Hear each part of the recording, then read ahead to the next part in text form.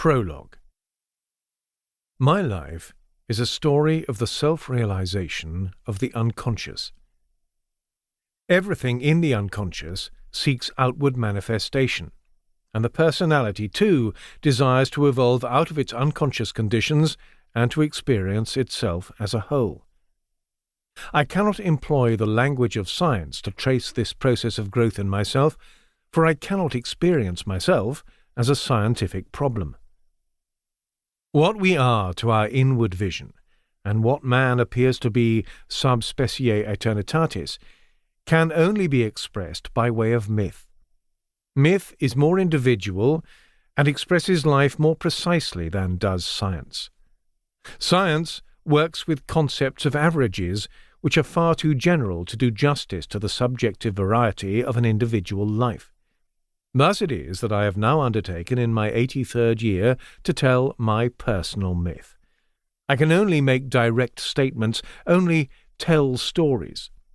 Whether or not the stories are true is not the problem. The only question is whether what I tell is my fable, my truth. An autobiography is so difficult to write because we possess no standards, no objective foundation from which to judge ourselves. There are really no proper bases for comparison. I know that in many things I am not like others, but I do not know what I really am like. Man cannot compare himself with any other creature. He is not a monkey, not a cow, not a tree. I am a man. But what is it to be that? Like every other being, I am a splinter of the infinite deity, but I cannot contrast myself with any animal, any plant, or any stone. Only a mythical being has a range greater than man's. How, then, can a man form any definite opinions about himself? We are a psychic process which we do not control or only partly direct. Consequently, we cannot have any final judgment about ourselves or our lives. If we had, we would know everything, but at most that is only a pretense.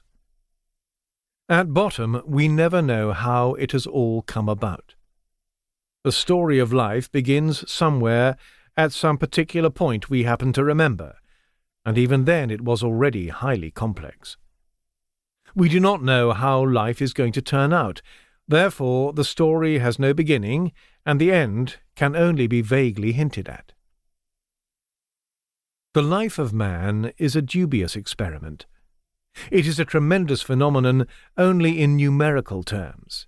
Individually, it is so fleeting, so insufficient, that it is literally a miracle that anything can exist and develop at all. I was impressed by that fact long ago as a young medical student, and it seemed to me miraculous that I should not have been prematurely annihilated. Life has always seemed to me like a plant that lives on its rhizome. Its true life is invisible, hidden in the rhizome. The part that appears above ground lasts only a single summer. Then it withers away, an ephemeral apparition. When we think of the unending growth and decay of life and civilizations, we cannot escape the impression of absolute nullity. Yet, I have never lost a sense of something that lives and endures beneath the eternal flux. What we see is blossom, which passes. The rhizome remains. In the end, the only events in my life worth telling are those when the imperishable world erupted into this transitory one. That is why I speak chiefly of inner experiences, amongst which I include my dreams and visions. These form the prima materia of my scientific work. They were the fiery magma out of which the stone that had to be worked was crystallized. All other memories of travels, people, and my surroundings have paled beside these interior happenings. Many people have participated in the story of our times and written about it. If the reader wants an account of that, let him turn to them or get somebody to tell it to him. Recollection of the outward events of my life has largely faded or disappeared. But my encounters with the other reality, my bouts with the unconscious, are indelibly engraved upon my memory. In that realm, there has always been wealth in abundance, and everything else has lost importance by comparison.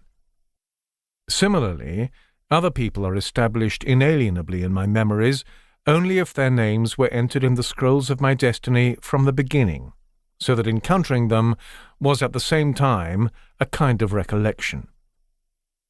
Inner experiences also set their seal on the outward events that came my way and assumed importance for me in youth or later on. I early arrived at the insight that when no answer comes from within to the problems and complexities of life, they ultimately mean very little. Outward circumstances are no substitute for inner experience. Therefore, my life has been singularly poor in outward happenings. I cannot tell much about them, for it would strike me as hollow and insubstantial. I can understand myself only in the light of inner happenings. It is these that make up the singularity of my life, and with these my autobiography deals.